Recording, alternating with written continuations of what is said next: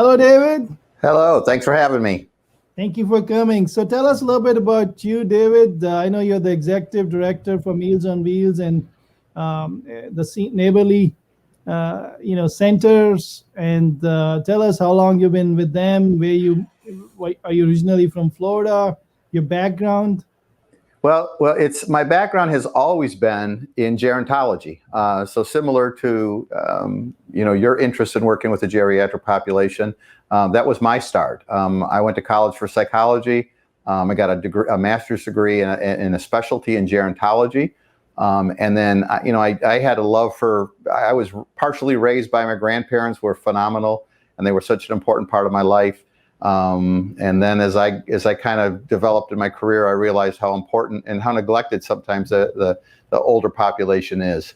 So I've been an interest in my life. I'm a Michigan born and raised, but I've had 2 stints in Florida, a few years, about 20 years ago, back in Naples for a few years. And then I came to Clearwater. I was working in Valparaiso, Indiana at a large behavioral health care center. I was working with a headhunter and said, if you get a job in Clearwater, call me.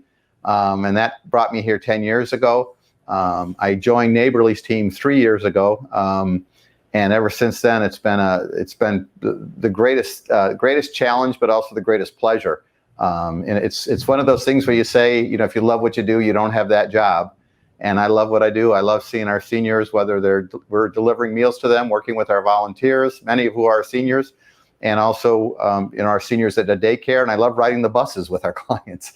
I've had them sing songs when they were dressed up for Halloween. So it's been a fantastic ride. Thank you for spending the time. I know you're a busy guy.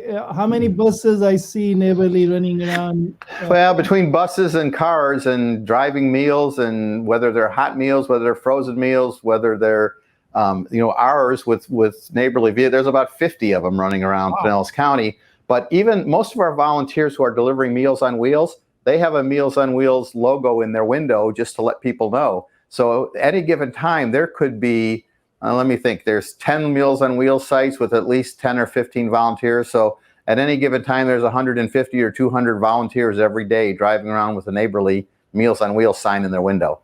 Wow, that's a lot of logistical challenge, to manage all those centers, manage all those volunteers, and the seniors.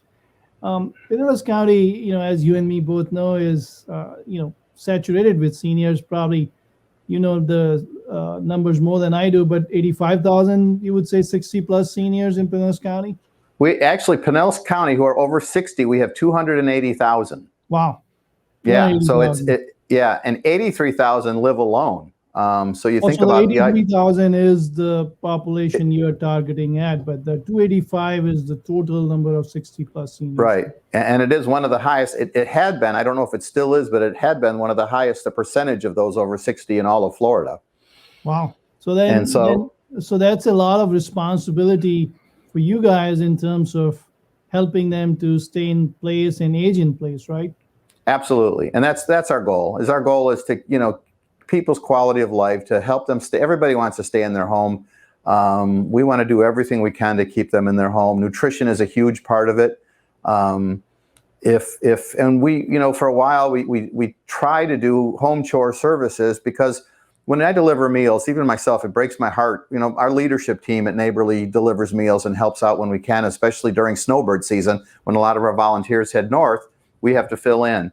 And it breaks my heart when I'll deliver something and a senior will say their house is hot because they don't have air conditioning and they can't open their windows because they don't have screens on them, and a screen is ripped. And I come back with tools and we'll fix something. And just little things like that seem so small to us.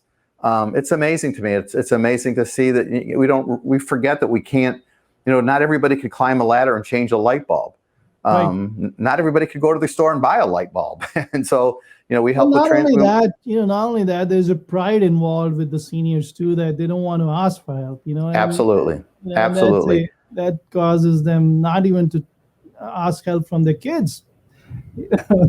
Yeah. Let's talk about your 3 big programs your Neighborly does. Number one, which is I'm a big supporter for the last 15, 16 years at Mahajan Medical Center, is Meals on Wheels.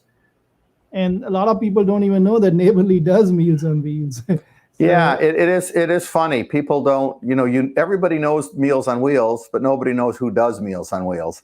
Right. And so, we are the Meals on Wheels Pinilla site throughout the county. When COVID hit us, we were delivering just about 1,000 a day. And when COVID hit, that number jumped to close to 2,500 a day. Wow. So when we had to grow that quickly, which meant we had to double our volunteers that quickly. So at the time we had 400 or 500, and now we have close to 1,000. So volunteers are such a big part on Meals on Wheels. To help seniors go to physician appointments, hospital appointments. Can they go to grocery stores with the transport? We'll take them to grocery stores. We'll take them to food pantries. We have some neat partnerships where we'll bring 6 or 8 or 10 seniors just from a neighborhood. We'll bring them to a food pantry, let's say one in Dunedin, for example, or one in Largo. And so they'll get bags of food basically for free, and we'll provide the transportation. So again, to get the food, we'll help them get their food back into their house. But we'll help them we'll work with communities. If a senior living community wanted to go to the Hard Rock Cafe, we could actually work that out with them. And we want to do anything we can to help out. We are actually our transportation helps out with the county as well during the storm. If we had to get seniors out of sketchy circumstances, we provide that transportation to a shelter as well. And talking about shelters, you just while we were chatting before the show, you mentioned about when we had Elsa threatening us, how a lot of seniors who are in your network called you guys and wanted some support. How does that work? When something has to shut down because of COVID or because of a hurricane, we still have to try to get meals to folks. So whether we get them to the day before, we get them shelf-stable meals that they could keep and put in a storage room, and there's 5 days of food that somebody could manage with if need be. But we were getting calls from people, which is kind of sad. We were getting calls from people who were looking for just some companionship during that time. They were frightened at the storm, knowing that it was going to come at night, and they were alone home. They possibly losing power in the dark. And, that breaks your heart when you hear that somebody's by themselves. That's back to the 83,000 adults living alone over 60. And I wish I could have 100 people that would have ran out and kept somebody company through the night.